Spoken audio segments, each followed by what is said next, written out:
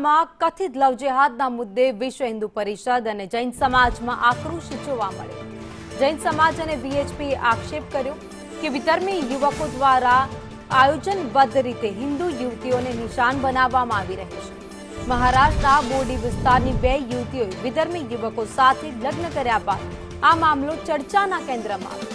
સમાજના આગેવાનોનું કહેવું છે ગુજરાત અને મહારાષ્ટ્રના કાયદાઓમાં જેટલા પણ તફાવતો રહેલા છે તેનો લાભ લઈને આવા લગ્ન કરવામાં આવી રહ્યા છે।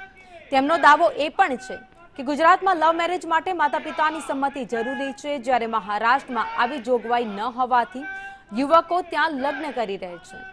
આ સમગ્ર મામલે વિશ્વ હિન્દુ પરિષદ અને જૈન સમાજના પ્રતિનિધિએ વલસાડ જિલ્લા પોલીસ વડાને આવેદનપત્ર પાઠવીને સંજાણના કેટલાક યુવકો સામે તપાસ અને કડક કાર્યવાહીની માંગ કરી।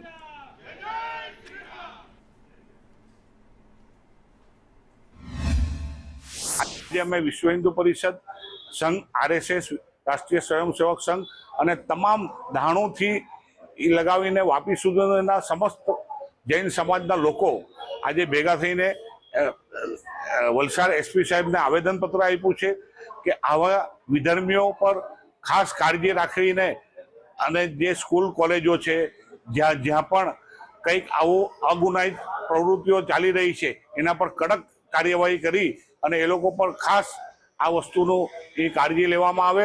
ગુજરાતમાં કાયદો છે કે છોકરીઓ સાથે કે છોકરા છોકરીને મેરેજ કરવા હોય તો અહીંયા મંથની નોટિસ પીરિયડ અથવા ઇન્ટિમેશન પેરેન્ટ્સને જાય છે, બટ અહીંયા મહારાષ્ટ્રમાં એ રૂલ નથી। એનું લૂપહોલનો ફાયદો ઉચકે છે અને છોકરીને આ રીતે ફસવણૂક કરીને એમને લઈ જઈને પરદેશી લંડન અથવા આવી રીતના એમને લઈ જાય છે બ્રેન વોશ કરીને। અહીંયાથી અમે એ મુદ્દાને લઈને અહીંયા એસપી સાહેબ પાસે આવ્યા હતા, એમને રજૂઆત કરી છે, એમને બધી જાણ કરી છે કે કઈ રીતે આ પ્રકરણ ચાલે છે।